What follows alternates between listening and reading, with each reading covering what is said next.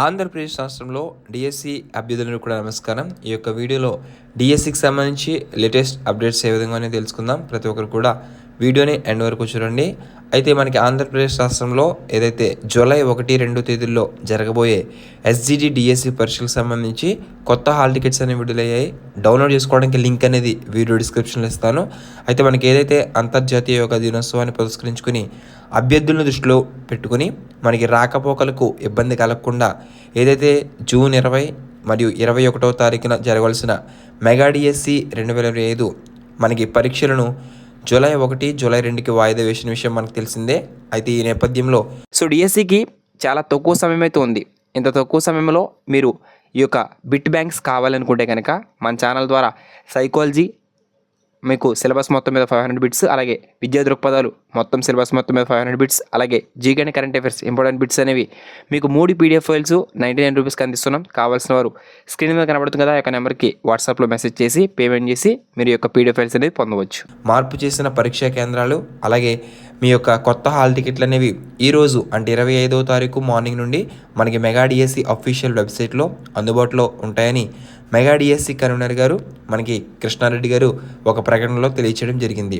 So మీరు అభ్యర్థులు ఎవరైతే కొత్త యొక్క హాల్ టికెట్లు డౌన్లోడ్ చేసుకుంటున్నారో వారందరూ కూడా 1-2 సార్లు పరీక్షా కేంద్రాలు సరిచూసుకుని పరీక్షా కేంద్రాలను ఖచ్చితంగా నిర్ధారించుకుని పరీక్షకు హాజరు కావాల్సిందిగా ఆయన తెలియచేయడం జరిగింది.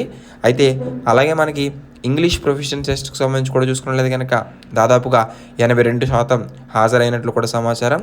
సో మంగళవారం రాష్ట్ర వ్యాప్తంగా మనకి 3 సెషన్లలో జరిగిన ఈ యొక్క ఇంగ్లీష్ ప్రొఫెషన్ టెస్ట్కి మనకి దాదాపుగా 83% మంది పరీక్షకు హాజరయ్యారని మెగా డిఎస్సి కన్వీనర్ గారు తెలియజేశారు.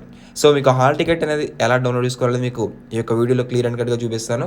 ప్రతి ఒక్కరు కూడా ఎండ్ వరకు చూడండి. వీడియో డిస్క్రిప్షన్లో లింక్ అయితే ఇస్తాను. ఆ యొక్క లింక్ మీద క్లిక్ చేస్తే ఈ విధంగా వస్తుంది. మీరు డిపార్ట్మెంట్ లాగిన్, క్యాండిడేట్ లాగిన్ అని చూస్తారా, ఆ యొక్క క్యాండిడేట్ లాగిన్ మీద క్లిక్ చేసినట్లయితే కనుక ఇక్కడ యూజర్ నేమ్ అలాగే పాస్వర్డ్ అని ఉంటుంది.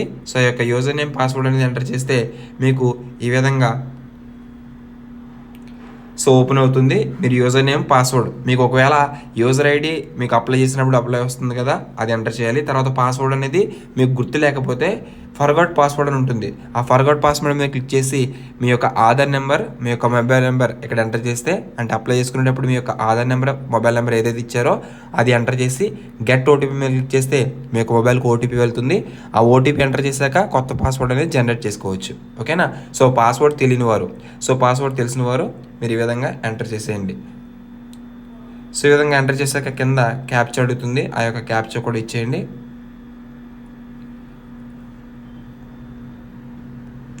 సో ఈ 2 ఇచ్చేసాక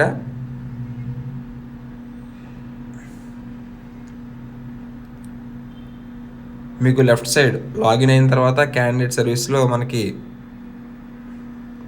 సైన్ మీద క్లిక్ చేస్తే కనుక ఈ విధంగా సర్వీసెస్ దగ్గర ఈ విధంగా మనకి లెఫ్ట్ సైడ్లో సర్వీసెస్ వస్తుంది. సర్వీసెస్ దగ్గర మీరు ఏం చేయాలంటే హాల్ టికెట్ అని చూసారా, ఈ యొక్క హాల్ టికెట్ మీద క్లిక్ చేస్తే మీకు ప్రింట్ హాల్ టికెట్ అనే ఆప్షన్ అయితే వస్తుంది. అక్కడ నుంచి డౌన్లోడ్ చేసుకోవచ్చు. ఈ విధంగా మీరు డౌన్లోడ్ చేసుకున్న తర్వాత ఎగ్జామినేషన్ సెంటర్ హాల్ టికెట్ అనేది క్లియర్ అండ్ కట్గా చెక్ చేసుకోండి. 1-2 సార్లు సరిగ్గా చేసుకుని మీరు ఈ యొక్క పరీక్షగా హాజరవ్వండి. So all the best for everyone. ఎప్పటికప్పుడు డిఎస్సి అప్డేట్స్ అని మన ఛానల్లో ప్రొవైడ్ చేస్తుంటాను. Thanks for watching. Have a nice day. Jai Hind.